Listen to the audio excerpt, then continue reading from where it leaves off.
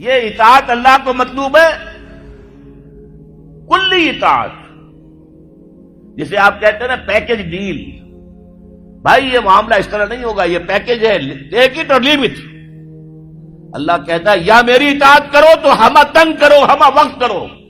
یہ نہیں کہ کچھ میری اطاعت کر لی، کچھ نفس کی اطاعت کر لی، کچھ کسی اور کی اپنی برادری کے رواج کی اطاعت کر لی.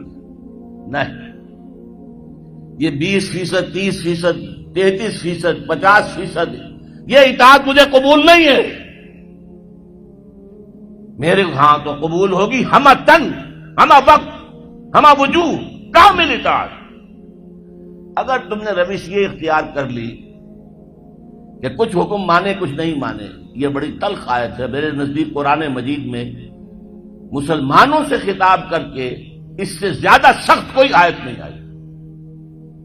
افتؤمنون ببعض الکتاب وتکفرون ببعض، کیا تم ہماری کتاب شریعت کے بعض حصے کو مانتے اور بعض کو نہیں مانتے؟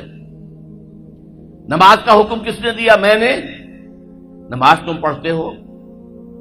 سود کی حرمت کا حکم کس کا ہے؟ میرا ہے، اور اسے تم چھوڑنے کو تیار نہیں ہو. کیا یہ میرا حکم نہیں؟ اگر میرا حکم نہیں مانے تو نماز کاہے کے لیے آتے ہو پڑھنے کے لیے؟ تمہاری نماز تمہارے منہ پر دے کر ماری جائے گی، تمہارا حج تمہارے منہ پر دے کر مارا جائے گا اگر حرام کی کمائی سے تم نے حج کیا. مال حلال سے حج ہو وہ حج مبرور ہوتا ہے. حج مبرور وہ ہے جو اللہ کے ہاں حج قبول ہو جائے. آپ کی دعائیں کیوں نہیں قبول ہوتی؟ یاد کیجئے 1971، بہت سے لوگوں کو یاد ہوگا جب مشرقی پاکستان میں جنگ ہو رہی تھی تو کتنی دعائیں قنوت نازلہ مسجدوں میں پڑھی گئی ہیں. اے اللہ مدد کر، اے اللہ ان کافروں کو تہس نہس کر دے، اللہم شتت شملہم، اللہم مزق جمعہم، اللہم دمر دیارہم. لیکن اللہ نے ایک نہیں سنی نہیں سنی.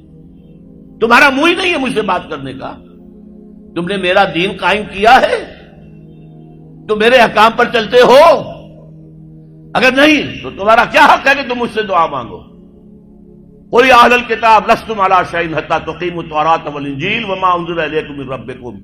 اے نبی کہہ دیجئے، اے یہودیوں، اے نصرانیوں، یا اہل کتاب، تمہاری پوزیشن ہی نہیں ہے ہماری نگاہوں میں جب تک کہ تم تورات کو نافذ نہ کرو، انجیل کو نافذ نہ کرو، اور بھی جو کچھ ہم نے نازل کیا اس سب کو نافذ نہ کرو. اس وقت تک تمہاری کوئی حیثیت ہی نہیں.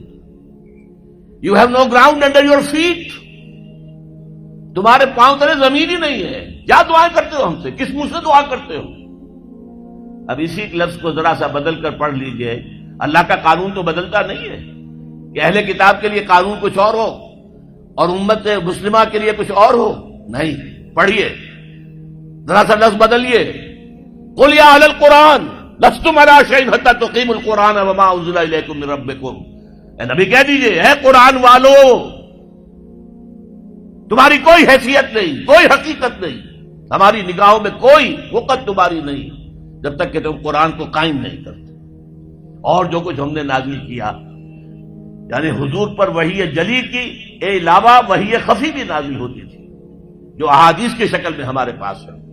تو قرآن بھی ہم نے نازل کیا، قرآن نازل کیا، اس کو نافذ کرو، اور سنت رسول بھی ہم نے نازل کی ہے، اس کو بھی اطاعت کرو، اس کو مانو، اس کی پیروی کرو.